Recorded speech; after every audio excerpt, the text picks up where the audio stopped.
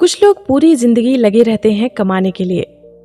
धन पैसा वही सर्वोपरि होता है उनकी जिंदगी में। उन्हें लगता है कि बहुत ज्यादा धन कमाने के बाद वो आराम से सुखी होकर अपना जीवन जिएंगे।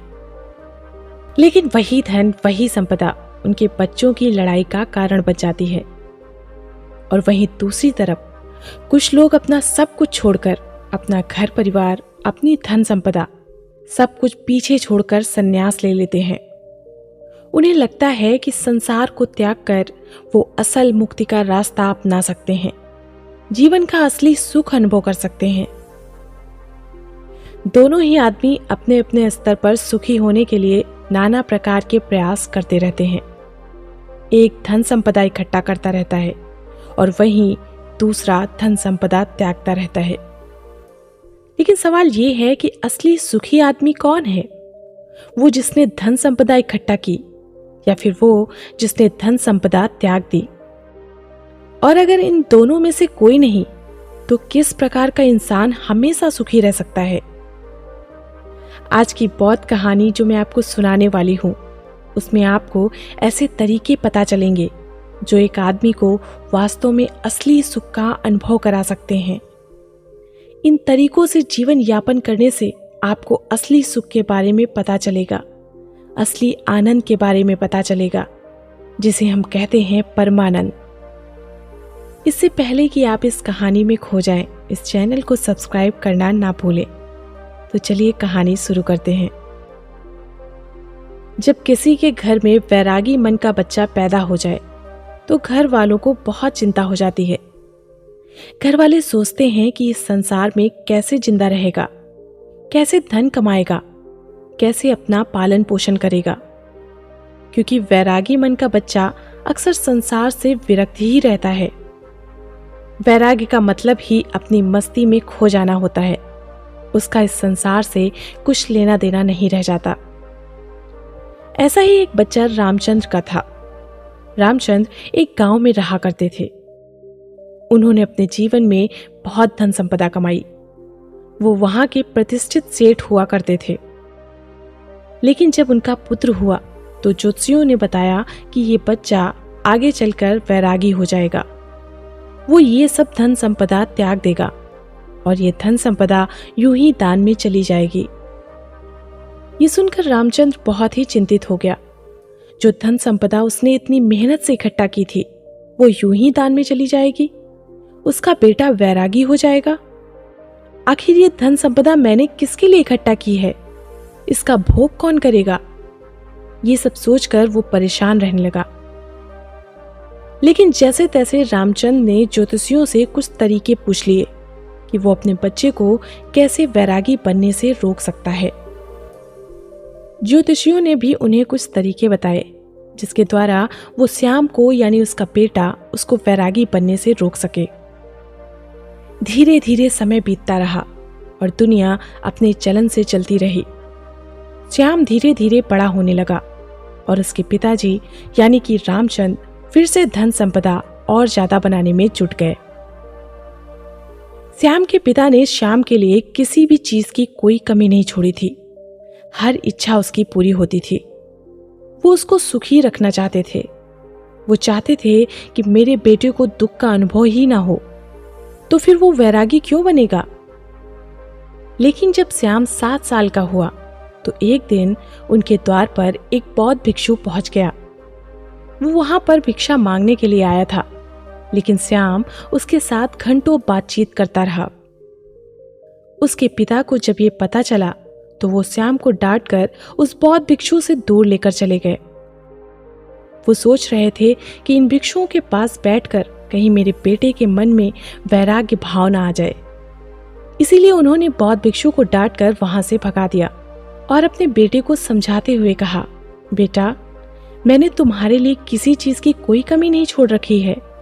तुम इन भिक्षुओं के पास क्यों बैठते हो? क्या मजा आता है तुम्हें इनके पास? मैंने तुम्हारे खेलने के लिए नाना प्रकार के खिलौने ला रखे हैं। इतनी दासियां तुम्हारी सेवा के लिए लगा रखी हैं, लेकिन फिर भी तुम ये सारी भोग की चीजें छोड़कर इन भिक्षुओं के पीछे क्यों भागते हो? ये सुनकर श्याम ने कहा कि पिताजी, मैं इन चीजों से उकता गया हूँ। ये सब चीजें मैंने इतनी ज्यादा भोग ली हैं कि मेरा मन अब इनसे ऊब चुका है। मुझे कुछ और चीजें चाहिए, कुछ और आनंद चाहिए, कुछ अलग प्रकार का सुख चाहिए। अब श्याम तो बच्चा था, उसके पिताजी उसको इस बात का क्या जवाब देते? उनके पास इस बात का कोई जवाब नहीं था। आखिरकार रामचंद्र ने निश्चय किया कि वो उसके मनोरंजन के लिए और भी नई नई चीजें लेकर आएगा, ताकि उसका मन वैराग्य की तरफ ना झुक सके। लेकिन जैसे जैसे श्याम बड़ा हो रहा था, वो समझदार भी हो रहा था और अब उसे समझ में आ चुका था कि धन संपदा इकट्ठा करने से कोई सुख प्राप्त नहीं होता, वो बस सुख की भ्रांति देता है। इसीलिए वो ज्यादातर अपना समय संतों और भिक्षुओं के साथ बिताने लगा। एक दिन जब उसके पिता ने उसे संतों के पास बैठा हुआ देखा तो उसका खून खौल गया। उसने सोचा कि मैंने जिंदगी भर जिस बच्चे के लिए कमाया वो भिक्षु बनने जा रहा है। मैंने उसको इतना समझाया, सारी सुख सुविधाएं उसके लिए हाजिर करवाई, और फिर भी ये मुझे छोड़कर, अपनी संपत्ति को छोड़कर वैरागी बनना चाहता है। आखिर ऐसा वैराग में क्या है? उसका मन इस बात से बहुत ज्यादा दुखी हो गया था।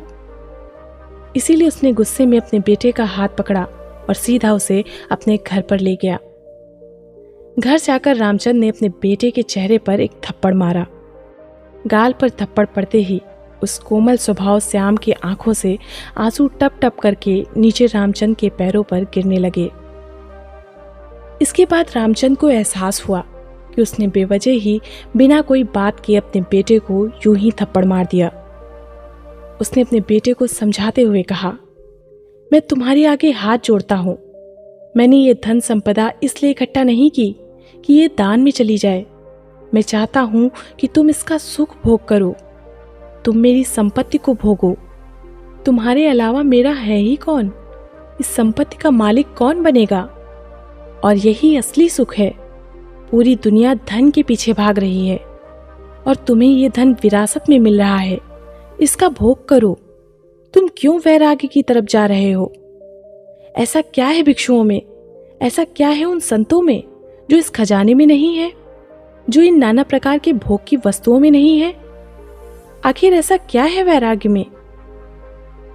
ये सुनकर श्याम ने अपने पिता से कहा, पिताजी, मैं आपकी हर एक बात मानूंगा, बस आप एक बार आज शाम को मेरे साथ चलो।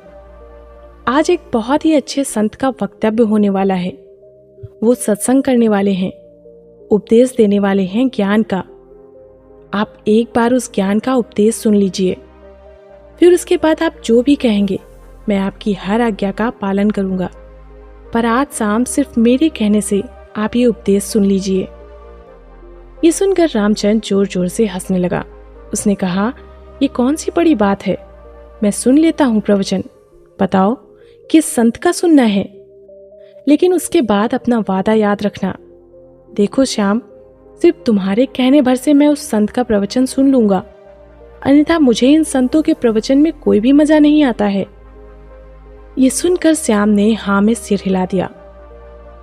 शाम को दोनों बाप बेटे उस प्रवचन स्थल पर पहुंच गए जहां वो संत आज उपदेश देने वाले थे। थोड़ी देर बाद वो संत जब वहां पहुंचे तो सभी लोगों ने उठकर उनका अभिनंदन किया।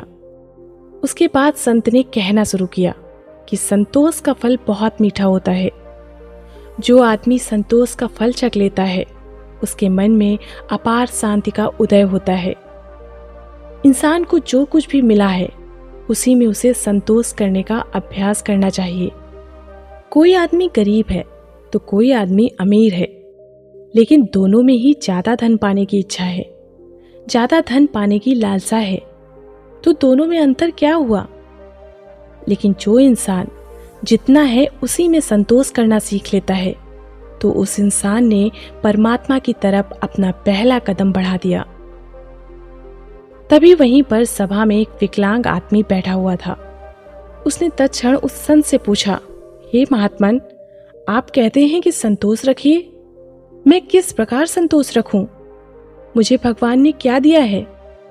मुझे तो हाथ पैर भी सही सलामत नहीं दिए ताकि मैं अपना पेट भर सकूं। अब आप ही बताइए, मैं संतोष किस प्रकार रखूं? मैं कैसे अपने मन को समझाऊं? ये सुनकर उस संत ने मुस्कुराते हुए कहा, भंते, असंतोष रखने से क्या तुम अपने हाथ पैर वापस पा सकते हो? ठीक है, मैं कहता हूं कि तुम संतोष मत रखो, तो उससे क्या फर्क होगा? क्या भेद पड़ेगा? अरे तुम्हारे हाथ पैर तो फिर भी नहीं आएंगे, लेकिन असंतोष की वजह से तुम अपने मन को, अपने चित्त को दुखी जरूर करोगे। इसीलिए तुम्हारे पास कोई भी विकल्प नहीं है संतोष के अलावा। तुम्हें चाहे मजबूरीवश या अपने मन के अनुसार ही संतोष पैदा करना होगा। उसी संतोष को पैदा करने के बाद तुम अपने मन की शांति प्राप्त कर सकते हो। याद रखना, जीवन का परम लक्ष्य एकमात्र होता है, और वो है अपने मन की एकाग्रता। चाहे हम माया के सागर में पड़कर ये भूल जाएं कि जीवन का परम लक्ष्य क्या होता है, हम ये भूल जाते हैं। हम नए नए लक्ष्य बना लेते हैं कि जीवन में हमें ये प्राप्त करना है, वो प्राप्त करना है, जीवन में अमीर बनना है, प्रतिष्ठित बनना है, और यही लक्ष्य हम सर्वोच्च लक्ष्य बना लेते हैं। लेकिन ये सब माया का ही एक सागर है। जिस दिन तुम माया के सागर को पार करके दूसरे किनारे पर पहुंचोगे, उस दिन तुम्हें एहसास होगा कि जीवन का परम लक्ष्य एक ही होना चाहिए, और वो है मन की शांति, मन की एकाग्रता, मन की एकांतता। और जब तुम अपने मन के एकांत को पहचान लेते हो, उसे अनुभव कर लेते हो, उसके आनंद को चख लेते हो, तो फिर व्यर्थ का लक्ष्य, व्यर्थ की चिंताएं, सब कुछ पीछे छूट जाता है और बच जाती है एक चीज, और वो है मन का एकांत। इसके बाद उस संत ने उस विकलांग आदमी से पूछा कि चलो तुम ही बताओ, अगर तुम्हारे हाथ पैर होते तो तुम क्या करते? क्या तुम उस वक्त खुश रहते, सुखी रह सकते? जरा सोचो, अगर आज तुम्हारे हाथ पैर आ जाएंगे तो तुम अपने जीवन में नए लक्ष्य स्थापित कर लोगे कि मुझे ये बनना है, मुझे ये चाहिए, मुझे वो चाहिए, और उसके बाद वो ना मिले तो फिर से मन में असंतोष पैदा होगा। असंतोष का हमारे शरीर से कुछ लेना देना नहीं है। उसकी उत्पत्ति तो मन से होती है। चीजों का भराव तो मन से होता है। अक्सर मैंने विकलांग लोगों को हंसते हुए देखा है और हट्टे कट्टे तंदुरुस्त लोगों को रोते हुए देखा है। तो संतोष और शांति का आपके शरीर से कोई लेना देना नहीं है।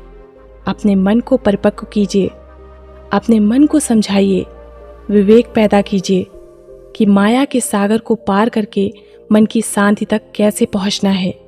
और माया को समझने के लिए हमें कोई वैरागी नहीं बनना है। वैराग्य तो छोड़ना होता है, छोड़कर भाग जाना होता है। हमें पहले माया को संसार में रहकर समझना होगा, और जब हम माया को समझ जाएंगे तो उसके बाद हम सुखी मन से, तृप्त मन से संन्यास या वैराग्य धारण कर सकते हैं। माया में जकड़ा हुआ आदमी सुख संपत्ति को ही असली सुख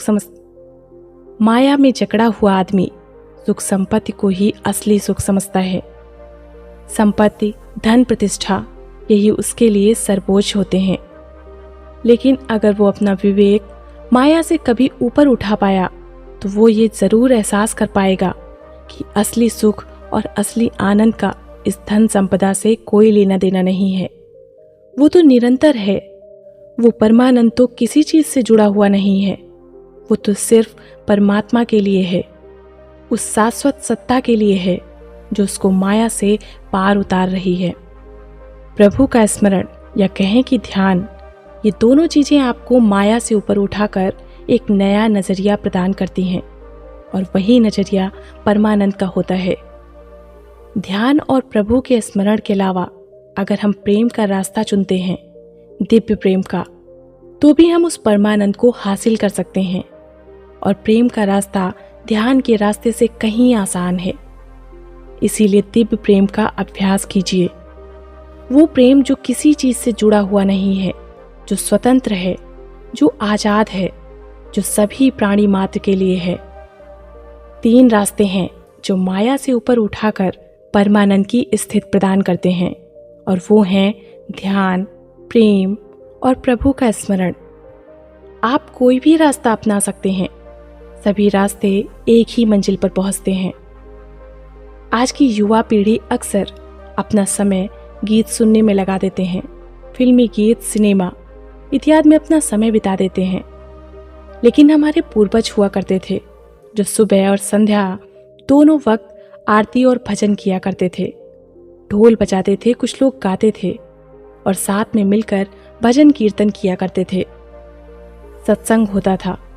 लेकिन आज की युवा पीढ़ी इन सब चीजों को पीछे छोड़ चुकी है। भजन, आरती, कीर्तन, सत्संग इत्यादि करने से क्या होता है? आप उन लोगों को अंधविश्वासी कहते हैं। क्या आपको इसके पीछे का विज्ञान पता है कि भजन कीर्तन करने से मन के कौन से द्वार खुलते हैं? चलिए मैं आपको बताती हूँ। जब भी हम कोई भजन कीर्तन करते हैं, उसमें शामिल होते हैं, तो उसमें हमारा चित्त शामिल हो जाता है। कोई आदमी बजा रहा होता है, कोई गा रहा होता है, कोई ताली बजा रहा होता है और इस भजन और कीर्तन के साथ अपनी जिंदगी के अतीत की चिंताएं पीछे ही छोड़ देता है और उसी भजन में ही उसका मन लग जाता है। वो मन धुल जाता है, पवित्र हो जाता है, जैसे किसी ने हमारे मन को साफ पानी में धोकर बाहर निकाल दिया हो। ऐसे ही क्षण होते हैं ध्यान के और वही क्षण भजन, कीर्तन और सत्संग में मिलते हैं। इसीलिए आज के बाद कभी भी ये मत सोचना कि भजन, कीर्तन और सत्संग सब व्यर्थ होता है। व्यर्थ कुछ नहीं होता, व्यर्थ होती है हमारी सोच। इसीलिए युवा पीढ़ी से मेरी गुजारिश है कि भजन, कीर्तन और सत्संग या ध्यान, प्रेम इत्यादि में अपना समय बिताएं, उनके बारे में समझें, ताकि आप अपने मन के परमानंद के द्वार को खोल सकें, एक अद्भुत आनंद अनुभव कर सकें। उसमें मेरा कोई फायदा नहीं है, ना ही मेरा कोई नुकसान है। मैं तो बस ये चाहती हूँ कि जो स्वाद मैंने लिया, जो स्वाद मैंने चखा है, जो मुझे अच्छा लगा, वो दूसरे लोग भी चख सकें, वो भी उसका स्वाद उठा सकें। ये भजन, कीर्तन, सत्संग आप अपने घर पर भी कर सकते हैं, अपने दोस्तों के साथ भी कर सकते हैं।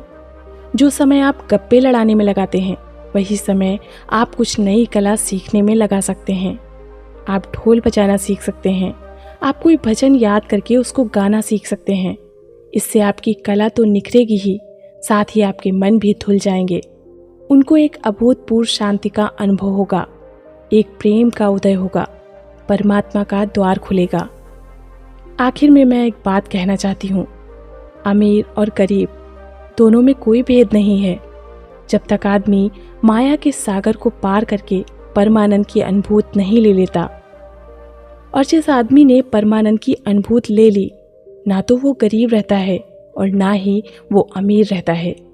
वो सम्राट बन जाता है, क्योंकि उसने वो चीज़ अनुभव की है जो एक अमीर और गरीब दोनों में से कोई नहीं कर पाया। इसीलिए एक मध्यम वर्गीय आदमी जो कि मेरी ये वीडियो देख रहे हैं, वो भी इस माया के सागर को पार करके परमानंद को हासिल कर सकते हैं। बस उन्हें अपने मन को एक नई धारा देने की ज़रूरत है, एक नया रास्ता दिखाने की ज़रूरत है। उसके बाद आप अपने व्यर्थ के लक्ष्य को छोड़कर उस लक्ष्य की तरफ चलेंगे जो वास्तविक है, जो वास्तविक आनंद प्रदान करता है। और उसके बाद आपके मन की सारी भ्रांतियाँ टूट जाएंगी कि असली सुख कैसे प्राप्त किया जाता है।